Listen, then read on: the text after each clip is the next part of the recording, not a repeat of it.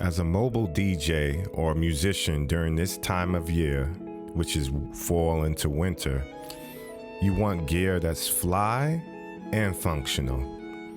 In my opinion, it doesn't get more fly or trendy than the Jordan 1s. And what could be better than having a Jordan 1 that can withstand the elements? That's why I think the Jordan 1 element is the best Jordan of the year.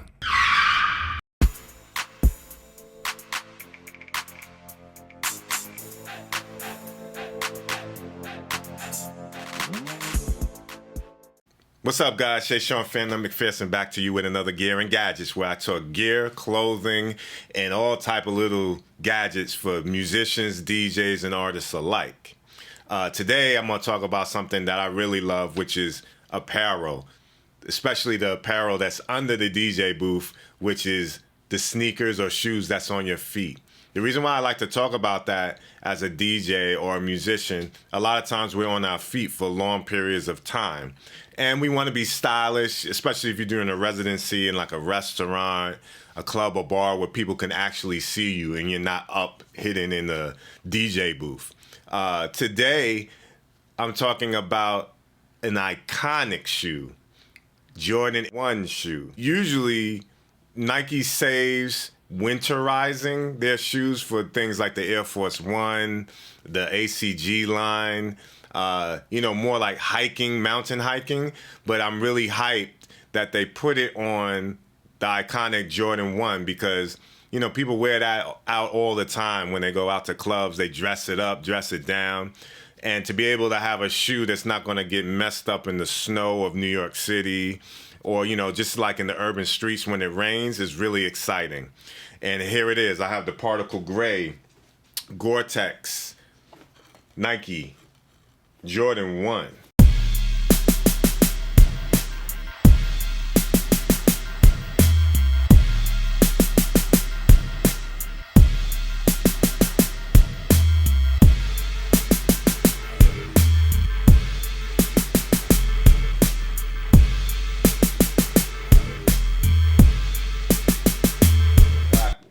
So this came in the normal Jordan 1 box.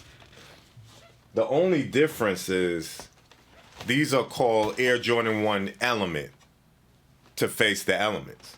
And that's the only real difference I see on the box. And you have a little Gore-Tex tag here. I don't know if you can see that. For those of you who like to look at the box and know that the box is official, that's what it looks like. As you can see, it has this crazy tie-dye or rip looking part of the shoe on the bottom. It has this what they call chili red on top. If you can see here, usually on the Air Force 1 these are holes, but if you look in closer, there's no hole there. They're just mimicking the hole. And this is everything that's green on this shoe is basically Gore-Tex, which means water shouldn't get through it. They use Gore-Tex on ski coats and shells and things that you don't want to get wet underneath, because if you get wet, you'll get cold and freeze. So I really love that about this shoe. You have a 3M Nike swoosh. Usually they would stitch on a leather Nike swoosh. But right here, you have a 3M reflective Nike swoosh. I don't know if you can pick that up in the camera. There's some really nice nubuck leather on the top up here. It's actually kind of dope. That's really dope. This part right here feels more like a suede leather, and I'm worried about it. And I might even recommend putting a suede protector or like some type of leather protector for this if you're going to be wearing them in the snow. It's a very soft leather, but I think it's premium feeling. The stitching looks pretty good to me. It actually looks more premium than the usual Jordan 1, to be honest. A little bit of a difference from a normal Jordan 1 is that inside here, let me see if I can get in here and show you. And I can't. Well, inside the tongue, it's attached. We can't see that. But inside right here, I'll get you a picture. Inside the tongue is attached to keep moisture in snow. It's horrible when snow gets inside your shoe and then gets wet and then makes your foot horribly cold. This is made to stop that. This material here really looks like North Face material, which is Gore-Tex. And I'm sure that will also keep the heat in for your foot. I got 11 and a half because I wanted to be able to wear a thicker sock. I usually wear an 11 in Jordan 1s, but I got an 11 and a half personally. I also would put some type of stain guard or water repellent on the white part here, just so that it stays white longer. But that's little things I do myself.